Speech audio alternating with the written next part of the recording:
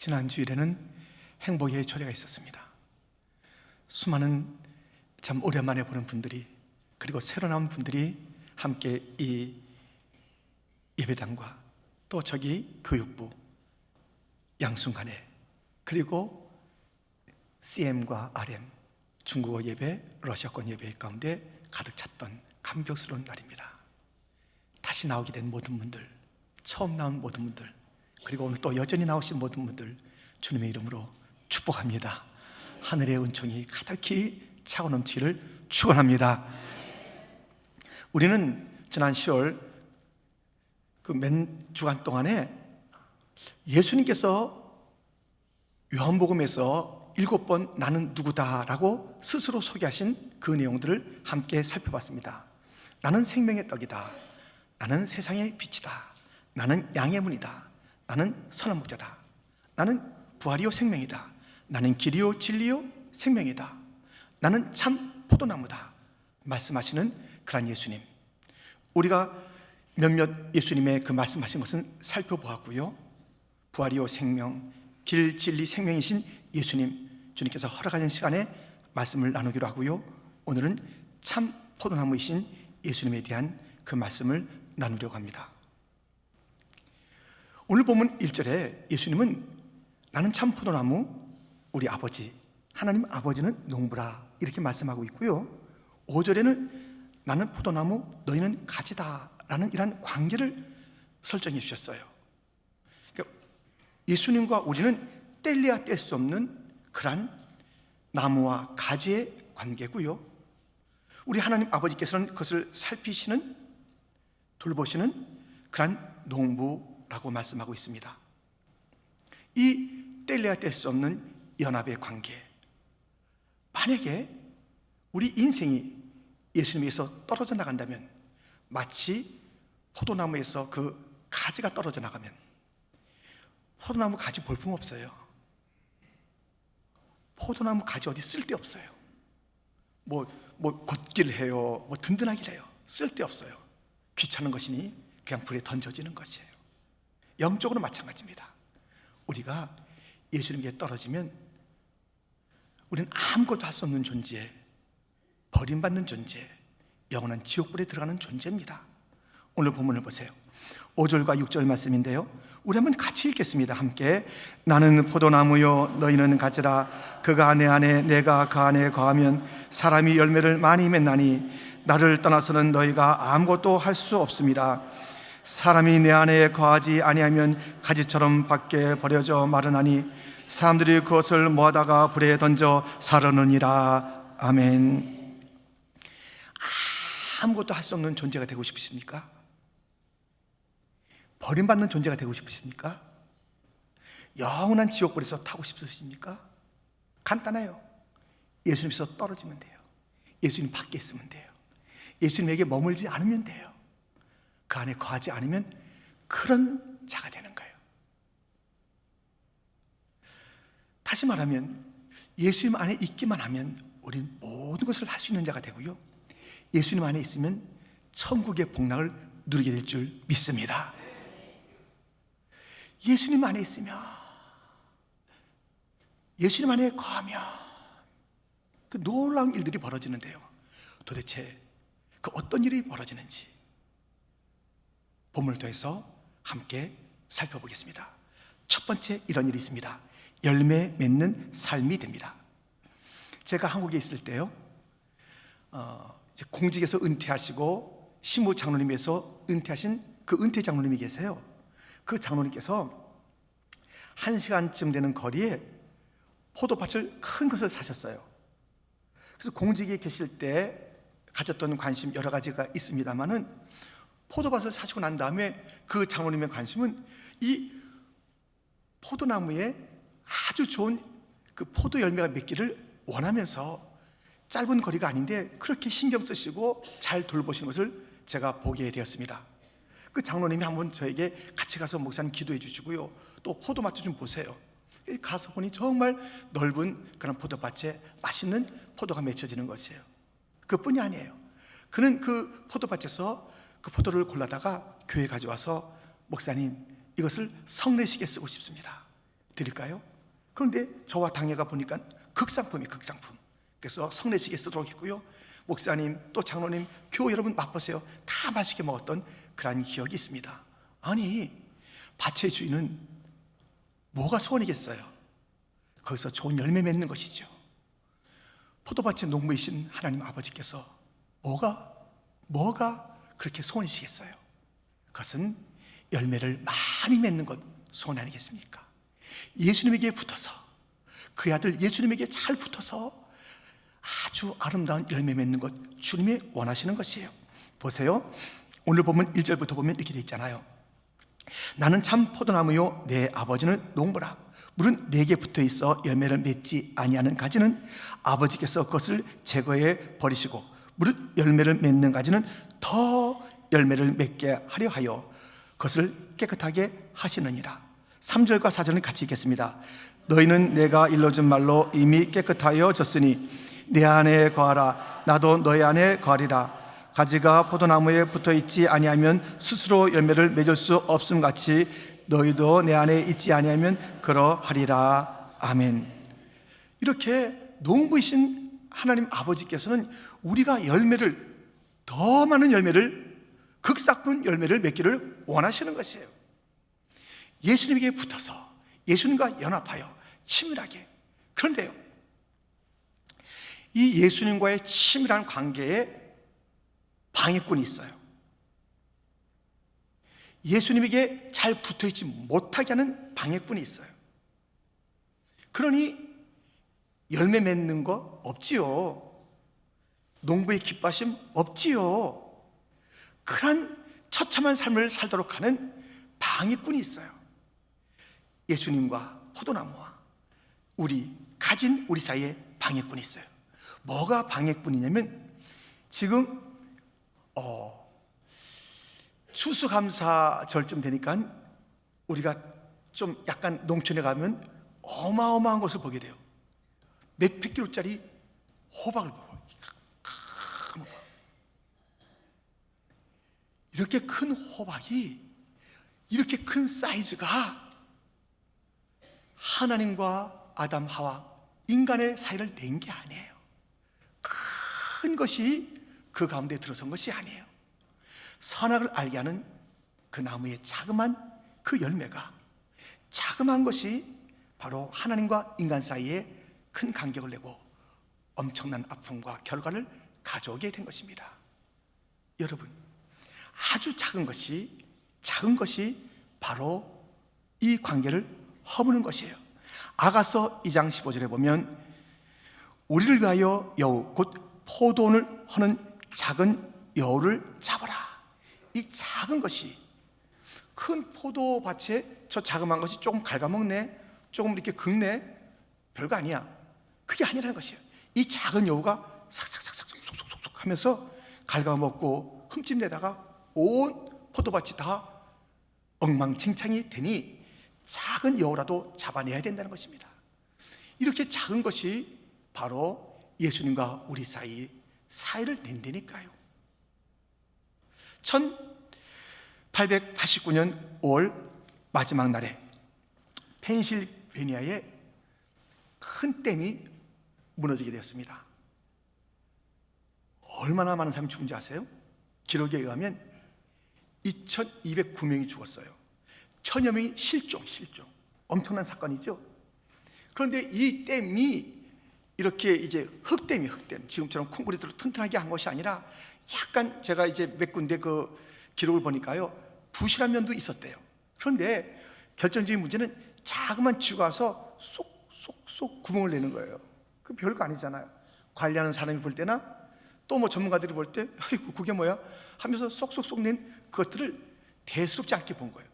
근데 그것이 물의 무게를 이기지 못해서 축축축축 균열돼서 확 쏟아져 내려서 수많은 자가 죽은 거예요. 이 작은 것이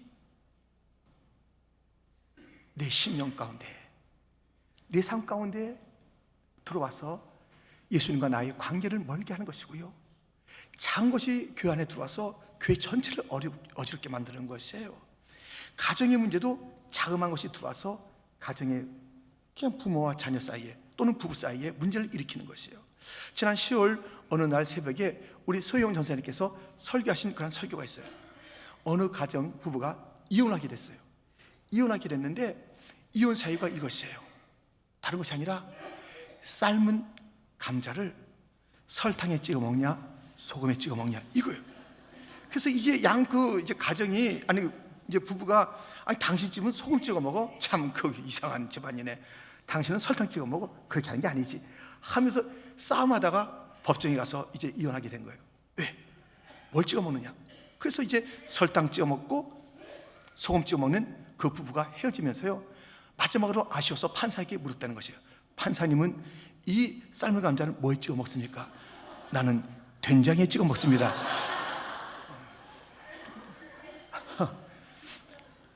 이게 이제 무엇인가 교훈을 주는 그런 그 이야기이지만 실제 상황이 얼마나 이런 게 많아요. 자그마한 것에 여러분들 저 감옥에 가면요, 자그마한 것이 큰 일들을 빚어내서 거기에 갇혀서 5년 10년 평생 있는 자 있어요. 저 무덤 가서 한번 잡아 일으켜 물어보면은 그냥 노화돼서 돌아가신 것이 아니라 자그마한 문제로 혈기 내고 싸우고 막 엑셀에 다 밟고 그래서 문제가 된 그런 이유가 얼마나 많은지 몰라요. 부부 가정의 문제 작아요. 이 작은 것, 이것이 바로 문제라니까요. 예수님과 우리 사이를 허무는 작은 것, 조그만 피곤한, 어이구 피곤해라, 아이고 피곤해, 뻐근한데 오늘 가지 말아야지 교회. 내가 좀 바빠. 이 부추기는 게 있어요. 마귀가 바쁘잖아. 예배 지금 오랜만에도 한 40번 새벽 예배도 드리고 사순절도 했는데 됐어. 이 하반기 때는 바쁘잖아. 살짝 이 작은 거, 자그만 교만함이 내가 이쯤 하면은 뭐 이 정도 해도 되는 거 아닌가? 자그만 교만이 올라와요. 이게 그 유혹을 갖다가 받으면서 오 한 것도 아니에요. 살짝 견들지 좀 했는데요, 유혹거리에 그 자그마한 것이 우리를 딱, 너 쳐다봤잖아, 너 바쁘잖아, 너 피곤하잖아, 너 잘났잖아. 자그마한 것이 우리 가운데 쑥 들어오면 예수님과 우리 사이가 다 그렇게 멀게 만난다니까요. 마귀에게 틈을 주면 안 돼요. 틈을 주면 베드로 멀찍이 쫓아가면서 그 수제자 베드로가 예수님 모른다고 그러고 욕하고 이런 자가 되는 거예요. 여러분, 이 자그마한 것 때문에 예수님 닮아가는 열매 내지 못하고 떨어져 있으면 예수님 향기가 어떻게 나요? 우리 하나님 아버지께서는 우리가 예수님 향기로 가득, 예수님 닮은 열매로 가득하기를 그렇게 원하시는데 그 열매는 아랑곳 없이 그렇게 말라 비틀어져 버리고 정말 볼품 없고 우리 딱 떨어져 버리면요, 예수님으로부터 우리는 은혜를 제거하면 저와 여러분 정말 볼만할 거예요. 정말 볼만할 거예요. 아무것도 아닌 존재예요. 정말 버려도 아깝지 않은 존재가 바로 예수님으로부터 떨어진 그런 존재라니까요. 괜히 밖에서 폼 잡고 있는 것이지 아무것도 아닌 존재들. 나를 떠나서 너희가 아무것도 할 수 없습니다.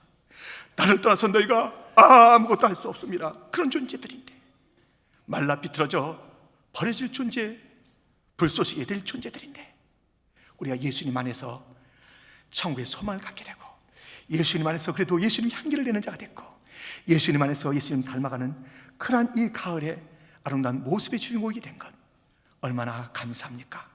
끝까지 그 주님과의 친밀함을 지키시고 작은 것 때문에 예수님 바라보지 말고, 작은 것 때문에 예수님 멀리하지 말고 끝까지 예수님 안에 거하시기를 축원합니다.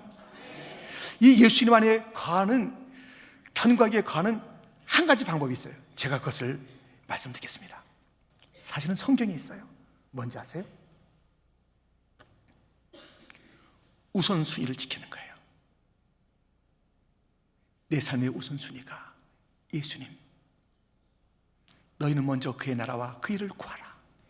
우선순위가 다 예수님이 되면요, 그러면 다른 건 다 질서가 있게 되는 것이에요. 예수님이 우선순위가 아니에요. 사실 솔직히 무엇이 우선순위입니까 하면 성도들 중에서 예수님, 하나님, 그의 나라 다 말할 거예요. 진짜 그 말대로 하시냐고요. 너희는 먼저 그의 나라와 그 의를 구하라. 찬송하잖아요. 삶이 그러냐고요. 가장 중요한 것을 딱 띄어서 이것은 예수님 시간입니다. 예수님 것입니다. 예수님과 내가 친밀한 시간을 갖는 시간입니다. 예수님과 사귀는 시간입니다. 내 남은 모든 삶도 예수님과 사귄 그 주님의 통치와 그 향기와 그 뜻으로 가득 차기를 원하나이다. 내 우선순위는 예수님밖에 없습니다. 여러분, 우선순위를 예수님에게 해보세요. 나머지 다 하나님께서 해주셔요. 다른 거 우리가 열심히 해보고 예수님 우선순위 안 해보세요. 하나님 아버지가 우리의 인생 되게 하겠어요? 그 아들 독생자를 갖다 보내서 우리 위해서 십자가에 죽게 하신 그 보배로우신 예수님, 그 예수님, 우리를 아끼면서 너희를 위해서 내 아들 예수를 죽였다, 십자가에 죽게 했다 하신 그 예수님을 외면하는 그런 인생에게 우리 하나님께서 무엇을 주시겠어요? 우리가 할 일은요, 예수님과 친하게 지내면 되는 거예요. 나머지는 다 하나님의 일인 줄 믿습니다. 너희는 먼저 하라. 모든 것을 내가 더해주리라. 먹는 게 문제냐, 마시는 게 문제냐, 입는 게 문제냐, 이것은 이방 사람들이 구하는 것이다. 너희 구할 것은 우선순위야. 우선순위야. 먼저 나야. 주님께서 말씀하신 그 주님을 우리가 우선순위에 삶에 두면은 나머지 모든 것은 따라오는데, 예수님 멀리하고 딴 것 하니 그 사이에 마귀가 틈타고 거기서 점점 멀어지며 열매는 없고 향기는 없고 예수님과 상관없는 이상한 존재가 되어버리고 결국 저 영원한 불에 태워지는 그런 존재. 사는 성도 여러분, 주님 안에 주님을 우선순위 삼아 견고히 붙어있어 우리가 거기에 주님 안에 있다는 것은 가만히 소극적으로 있으라는 것이 아니니 적극적으로 내 안에 들어오는 이 작은 여우들은 다 물리치고 오직 예수 그 우선순위의 삶을 살아서 풍성한 열매, 놀라운 열매, 농부의 기쁨이 되기를, 하나님의 기쁨이 되기를 주님의 이름으로 축원드립니다. 예수님 안에 있을 때, 그 안에 머물 때 일어나는 일, 두 번째, 응답받는 삶입니다. 기도는 엄청난 선물이에요. 기도는 무한하신 하나님의 자원을 나의 것으로 누릴 수 있는 놀라운 그런 축복의 통로가 바로 기도인 것이에요. 자비하신 하나님, 무한하신 그 자원들을 나의 것으로 삼는 그 방법을 주었으니 기도입니다. 그런데 말입니다, 이 기도, 응답받는 기도, 하나님의 자원을 나의 것으로 삼는 이 기도, 거기엔 조건이 있습니다. 오늘 본문이 그 조건을 말하고 있습니다. 7절 말씀입니다.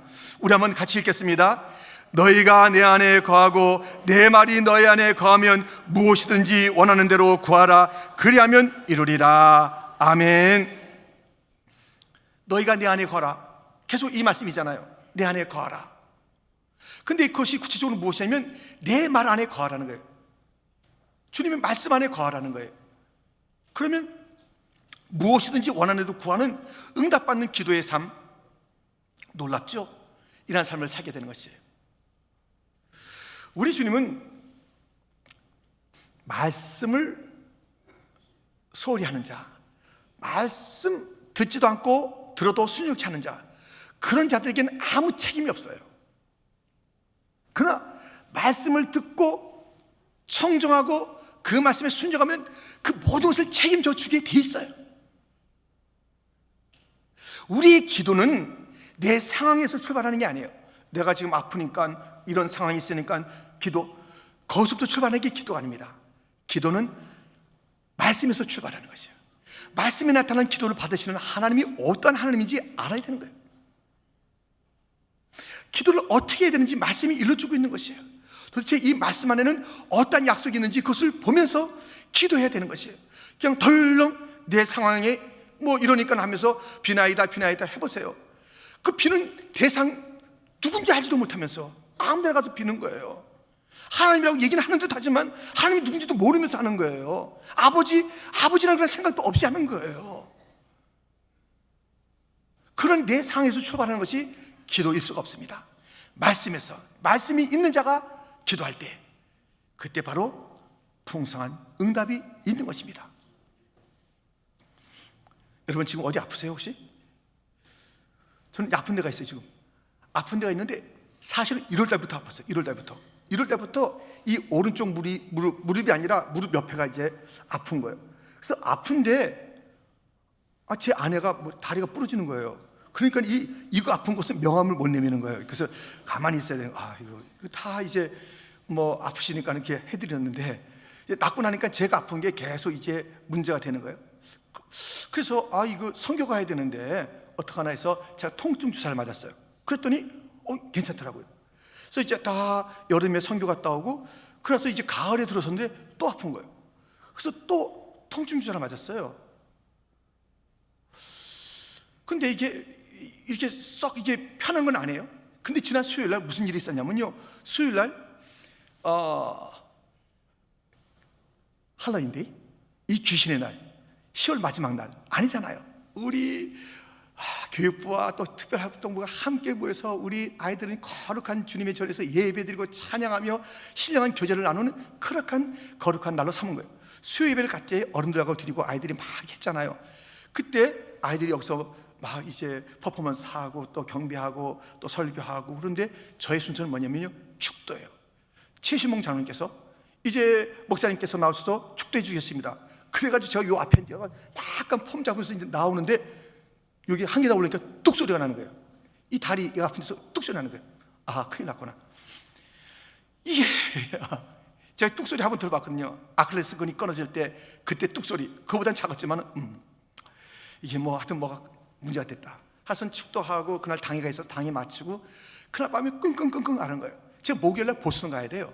보스턴 가겠는데 이 오른발을 디딜 수가 없어요. 그래서 악박붕대하고 가야 돼. 디딜 수가 없으니까요, 교회 안에서 무슨 막대기가 없어가지고 교회 안에서 가장 긴 우산을 갖다 딱 들고 그걸 들고 이제 차를 타고, 여러분들, 그리고 또 중간에 화장실 가려면 또 그걸 들고 내리는데 그때 또 선글라스 꼈네요. 선글라스 끼고 이러고 그리고 한번 보스턴 가보셨어요? 얼마나 힘든가요? 그래서 그 보스턴에서 있던 사람들도 깜짝 놀랐죠. 이런 모습, 이게 정말 뭐 활발하게 오셔야 되는데 이렇게 지팡이 우산을 짚고 이렇게 오시나, 이런 거예요. 근데 그날이요, 제가 이제 그렇게 되니까 이제 어떻게 됐냐면요, 여러분들, 제 마음에 우울함이 생겼어요. 우울함이. 이게 뭐냐, 이게 무슨 일이냐, 왜 이렇게 그러고 있었어요. 그리고 제가 그날 목요일 저녁에 남우영 집사님 신방하게 됐어요. 뭐 아시는 대로 정말 그의 은사인 이 중고 통역을 갖다가 정말 어디서 오라면 어딘지 가는 거예요. 중국에 가자면 자기 시간이 바쁜데 자기가 비행기표 사서 자기 시간 들여서 가서 몇 시간 하는 그런 통역을 위해서도 그렇게 헌신한 그 자매가 이제 결혼 생활을 여기서 같이 하다가 그 남편과 더불어서 이사 갔잖아요. 이사 가서 한 달여 만에 아주 예쁜 딸을 낳았어요. 그리고 한 달여 만에 이제 암 판정을 받게 된 거예요. 그래 뭐 가니까는 머리를 다 깎고 다 뭐 참 어려워요. 머리에 뼈도 지금 다시 이렇게 하지 못한 어려움이 있는 거예요. 근데 제가 신방 간다고 우리 아내하고 나타났는데, 이러고 나타나니까요, 그 성례라는 그 남편이 조금 목사님 왜 그러세요? 좀 다리가 아프다고. 병실에 올라가니까 그 집사님도 많이 목사님 왜 그러세요? 하면서 이제 같이 이제 얘기를 나눈 거예요. 여전히 저에게는 약간의 그 우울함이 있었습니다만은, 왜 이제 여러 가지 일들 앞두고 이게 뭔가 하는 것이던데 신방하면서 말씀을 전해야 되잖아요. 제가 이 말씀을 전했어요. 그리고 제가 살았어요. 사도행전 27장 22절, 내가 너희를 권하노니 이제는 안심하라. 너희 중 아무도 생명에는 아무런 손상이 없겠고 오직 베푼이리라. 내가 속한 바 곧 내가 섬기는 하나님의 사자가 어젯밤에 내 곁에 서서 말하되, 바울아 두려워하지 말라. 내가 가이사 앞에 서야 하겠고 또 하나님께서 너와 함께 항의하는 자를 다 내게 주셨다 하였으니, 그러므로 여러분이여 안심하라. 나는 내게 말씀하신 그대로 되리라고 하나님을 믿노라. 그런즉 우리가 반드시 한 섬에 걸리리라 하더라. 제가 그 집사님께 그랬어요. 집사님 안심하세요. 안심하세요. 사명 있잖아. 사명. 여태까지 사명으로 살았는데 사명 있잖아. 딸 키워야지. 남편 이제 다 이렇게 또 해드려야지. 교회에서 또 사명해야지. 사명인 자는 안 죽어. 안심하라. 그 얘기를 하는데요, 그 말씀이 저에게 필요한 말씀이에요.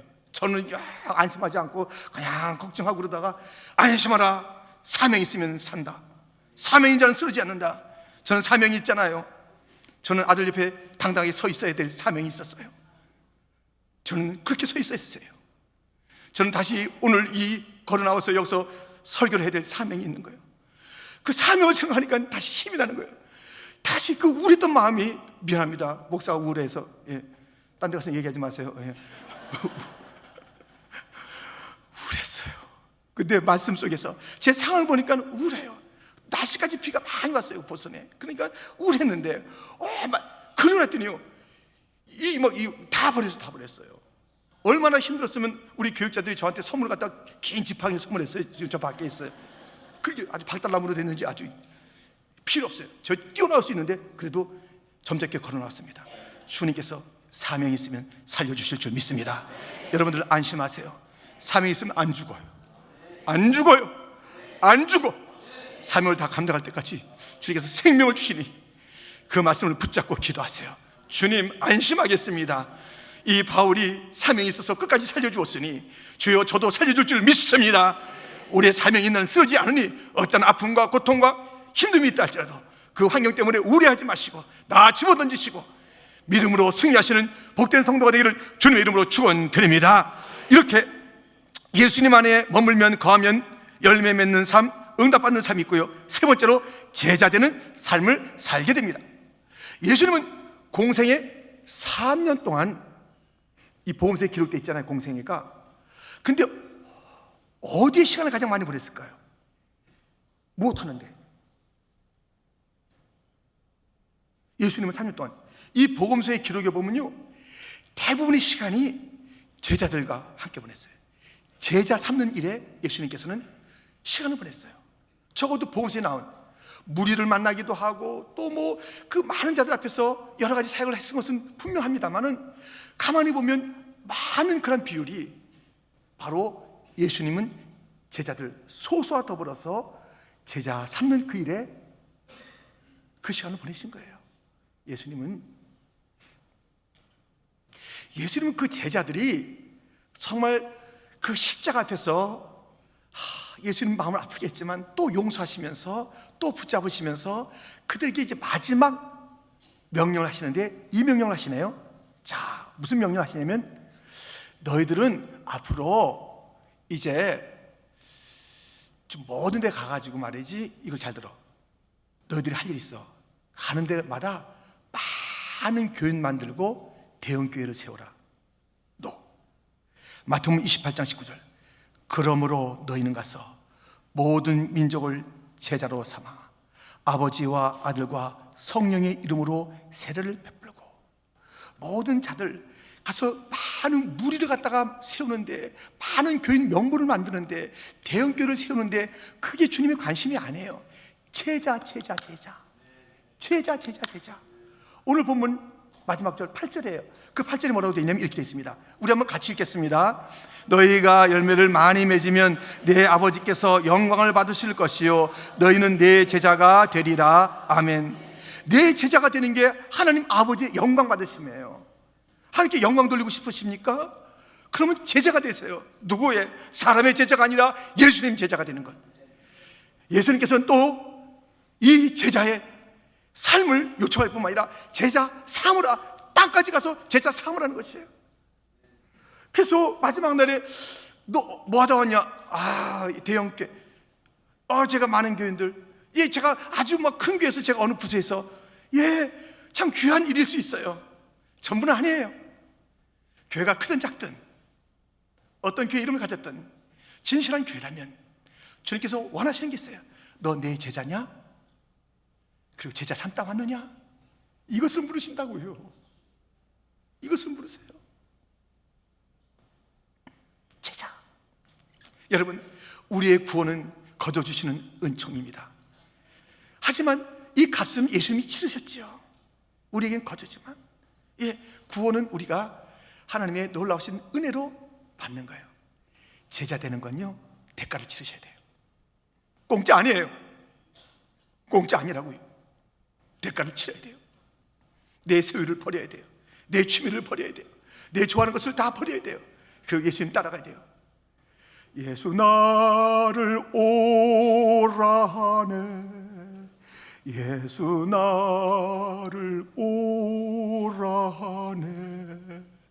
어디든지 주를 따라 주와 함께 가는 것이 제자입니다. 그런데 내 소유 다 들고 내 취미 다 들고 내 원하는 것 다 들고는 못 가요. 우리를 다 버려야 돼요. 내 것을 다 버려야 돼요. 제자 되는 것에는 대가가 있습니다. 너희가 건물을 지을 때 다 계산하고 건물 짓는 거 아니냐?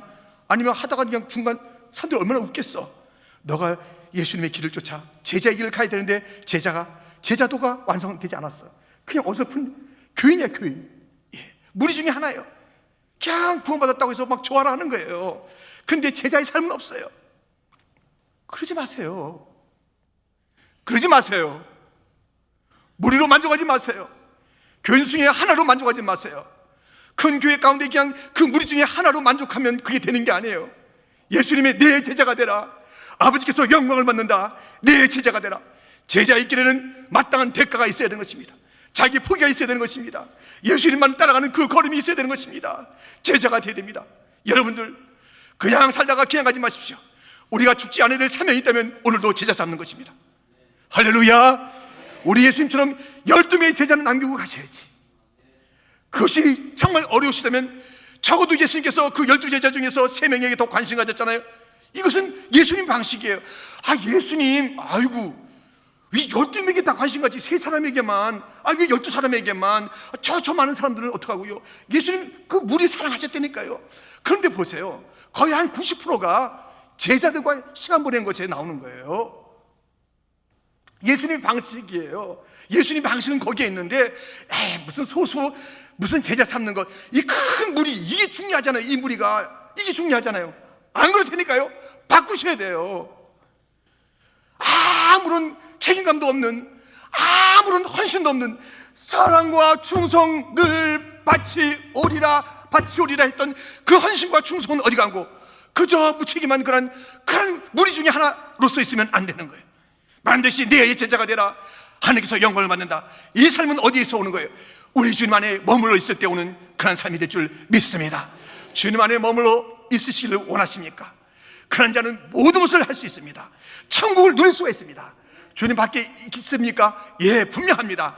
예, 볼품없는 인생 살다가 저 지옥에 가 있게 되는 것입니다. 그렇게 살 필요는 없잖아요. 둘 중에 하나 결단한다면, 둘 중에 하나 선택한다면 그렇게 살 필요 없잖아요. 이 땅에서 이리 밟히고 저리 밟히고 아무것도 하지 못하는 인생 되다가 영원한 지옥에서 고통당하는 그런 인생 살 필요 없잖아요. 예수님에게 단단히 붙어서 이 땅에서 모든 것을 할 수 있나이다. 할렐루야, 할렐루야, 아멘. 열매 맺는 삶, 기도의 응답이 되는 삶, 제자 되는 삶, 모든 것을 할 수 있다니까요. 내 힘으로 하는 것이 아니라 내게 능력 주시는 참 보살머이신 예수님 때문에 할 수 있게 될 줄 믿습니다. 그런 인생을 살다가는 건 아니에요. 열매 맺어야 되는 거 아니에요. 내 자신은 예수님을 닮아가는 거, 내 자신은 예수님의 향기가 되는 것이고, 내 삶 가운데 기도하여 응답받는 것이고, 내 삶을 통하여 남아있는 생애가 얼마든지 간에 예수님은 3년 동안에 12제자를 남겼고 그 중에 하나는 배반의 길을 갔는데, 그래도 주님께서는 또 기다리시고 용서하시면서 다른 제자를 그 가운데 세우시면서 성령 충만, 약속하신 성령 충만 통해서 세상을 바꾼 제자들, 우리는 그러한 제자가 되어야 합니다. 제자를 남기고 가야 합니다. 내가 만들어가는 하나님의 예수님의 제자는 누군가? 내 언어를 통해서, 내 말씀을 통해서, 내 간증을 통해서, 내 기도를 통해서, 내 시간을 보내서 그 만들어가는 제자가 누군가 한번 교회 안에 살펴보십시오. 내가 만든 제자가 아무도 없어. 아무도 영적으로 누군가를 남기지 않고 간다는 것은, 그것은 안 되는 일이에요. 스탑! 가지 마세요. 가지 마세요. 가지 마세요. 부끄러운 구원 받지 마세요. 제자 삼으세요. 제자 먼저 되세요. 우리에게는 완전히 다시 한번, 그리고 모든 우리의 교육부서나 모든 부서마다, 그리고 영어 예배, 중어 예배, 러시아 예배도 우리가 숫자가 늘어나는 것에 우리가 만족하는 것이 결코 아닙니다. 우리 주님의 만족은 거기에 있는 것이 아닙니다. 내 제자가 되느냐, 내 제자가 되느냐, 제자를 삼느냐, 이것을 보는 주님의 관점, 그것이 교회를 향한 주님의 관점입니다. 나의 삶에 대한 관점입니다. 제자가 되는 것인가, 제자 삼는 삶을 사는 것인가, 이 제자도에 대한 대가를 치르는가, 이것을 위해서 누군가를 위하여 시간을 드리는가. 예수님이 정말 사람의 눈으로 볼 때는 어이없는 사람들, 참 어쩜 저렇게 살 수 있을까, 신의가 없는 자들에게 시간 보내면서 내 제자예요. 내 제자라고, 내 제자라고 여겨주셨던 그 주님의 사랑을 아십니까? 그 주님의 시간 보내심을 아십니까? 그 주님의 기다리심을 아십니까? 우리도 누구 하나 사귀다가 훌떡, 이거 내가 말이야 얼마만큼 참았다고, 얼마나 기다렸다고, 얼마나 쏟아부어줬다고, 쉽게 사람을 버리고. 거기서 제자는 나오지 않습니다. 예수님의 제자 삼는 그 일, 내가 그 제자가 되고 예수님의 제자가 가득 채워지는 그것이 진정한 교회의 모습이니 주여, 우리 교회는 숫자 많은 교회가 되지 말게 하여 주옵시고 제자로 채워지는 교회가 되게 하여 주옵소서. 내 인생에 정말 누군지 알 수 없는 그냥 그 공허한 그 삶을, 그것을 영향력이라고 살지 말고 구체적으로 단 한 사람이라도, 예수님처럼 3사람이라도 12사람이라도 제자 삼다가 오라는 그날 가게 하여 주시고, 그때 내 제자가 됐던 자들, 아니 예수님의 제자가 됐던 자들에게 형제여 자매여 이 땅 사는 동안에 예수님 제자 삼고 그리고 천국에서 만납시다 하며 떠나야 되는 것 아니겠습니까? 예수님 안에 있으시겠어요? 예수님 밖에서 사시겠어요? 우리는 예수님이 너무 좋아서 오늘도 여기 나왔습니다. 예수님, 주 떠나가시면 내 생명 헛되네. 주 떠나가시면 나 아무것도 아니니 주여, 기쁘고 슬플 때 늘 줄 붙잡고 살게 하여 주옵소서. 기도하겠습니다.